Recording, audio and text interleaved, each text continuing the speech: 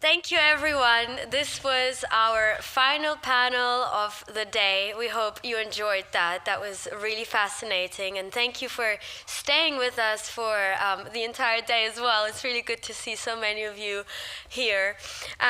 Before I do the first part of our day in terms of a wrap-up for it, I just wanted to share a note about the Youth IGF. Today you're seeing a lot of new faces that are here at the UK IGF.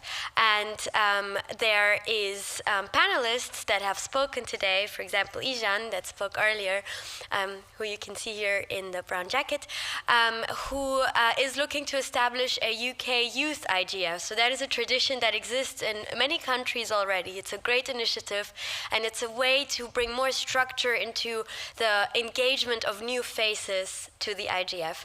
So if this is something that you are interested in helping, supporting, being part of, this is very much a multi-generational effort, please do reach out to Ijan. Thank you very much.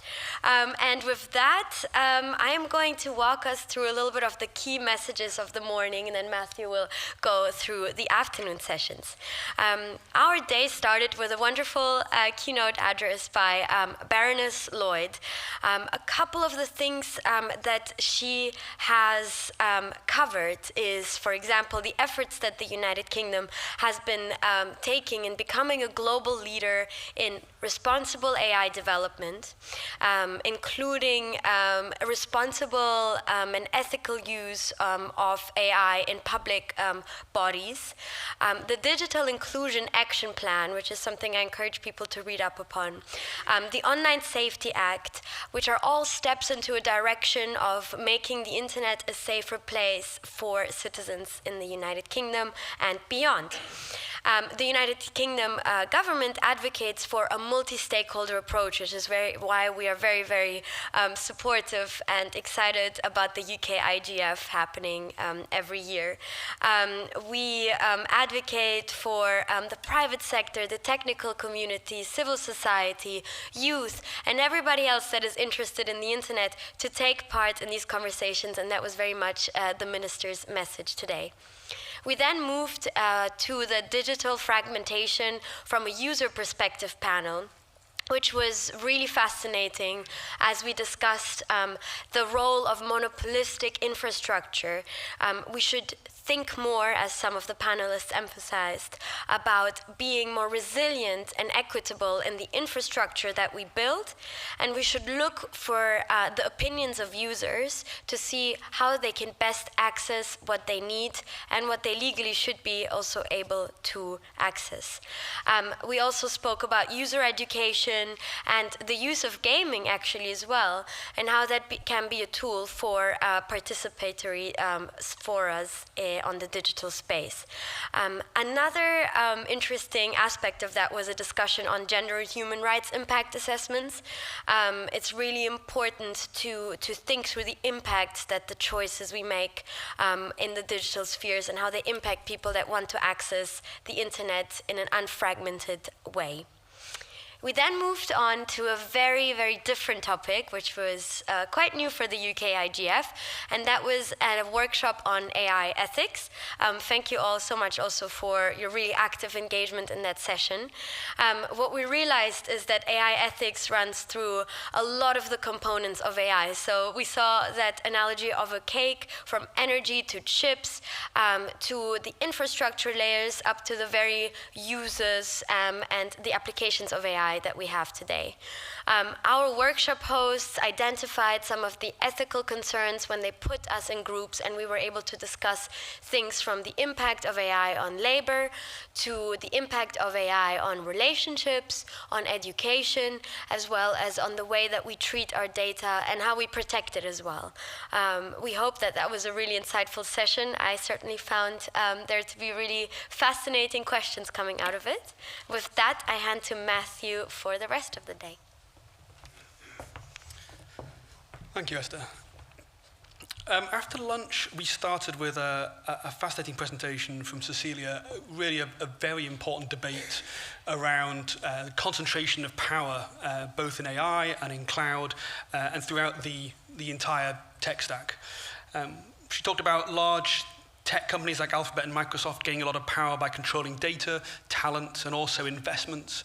And then she did a deep dive into cloud. She then gave us the word of the day, epistemic totalitarianism, where she talked about how that determines the trajectory of AI development, the idea that these big companies are controlling the direction of startups focused on development, they're controlling how standards work, they're controlling the entire ecosystem, even when you don't see it more obviously. She also talked about how the cloud is more than just infrastructure. It's more than just infrastructure as a service. It's a powerful ecosystem where digital tech is developed, produced, deployed, and consumed. And through this, cloud companies are able to make governments and societies become increasingly dependent on them. We heard jokes about how the world, if AWS catches a cold, the whole world gets sick. There was discussion about reimagining digital sovereignty by developing public, democratically governed technological ecosystems to help with the dependency and power control. And we got through an awful lot in a very short space of time there. The questions were also very fascinating about the linkage there between data, between economic impact, and democratic accountability. And I think there's a lot to unpack there about how those three interrelate. We then got Paul Blaker calling in from New York. Great to hear an update from WSIS in real time. And we also heard from David Souter about the two main blocks, the G77 and the EU, as he identified it, and the global north. And the reason that the risk that the difference in views between them makes it difficult to find consensus. But there's a generally positive perception of how the WSIS Plus 20 review is going and the approach the co-facilitators have taken with inclusion and experimentation with different methods of engagement, including the establishment of another acronym, the Informal Multi-Stakeholder Sounding Board, the IMSB, and bringing together a range of people across technical, civil society and business communities. It's been important for stakeholders, both government and civil society, to have a positive impact on where the WSIS process is going. And although it's not finalized yet, the mood is certainly that it's moving in the right direction. Then on digital IDs, we heard from Wendy chairing the discussion about the UK's long history of proposing ID systems and then not going ahead with them, and each version tied to the pressing social concern of the day. So then rather than just discussing about digital IDs, she made sure we framed the discussion around understanding what makes a good or a bad digital ID system. David advocated for a modern digital infrastructure for digital IDs, arguing that a system could improve public services, reduce fraud, simplify everyday life, and proposed shifting from a traditional identity-based system to one that focuses on verifying specific entitlements and not just taking all your personal information and verifying an individual.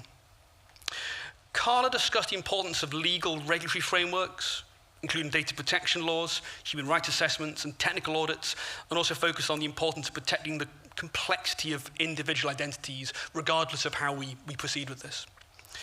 And Mirka talked about current biometric systems often failing marginalized groups and gave good examples of that, with high error rates that disproportionately affect minorities. These systems, any future systems, need to be designed so that they prioritize the dignity, equality, and recognition for people that are most likely to be excluded.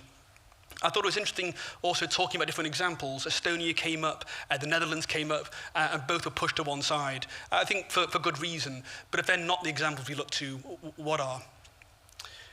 And then in the final session, we discussed children's rights online. We all have a responsibility to protect and support children and young people online, whether that's parents and carers, government and policymakers, or tech funds and businesses. And it was interesting to hear the group talk about there's no such thing as online life. For young people, it's just their life, with interactions, experiences, and relationships happening both online and offline. And it was interesting to talk about the Australia example as maybe creating a different world for young people there. If the parents are online, but the children are offline, what does that mean for how they interact with society in the long term?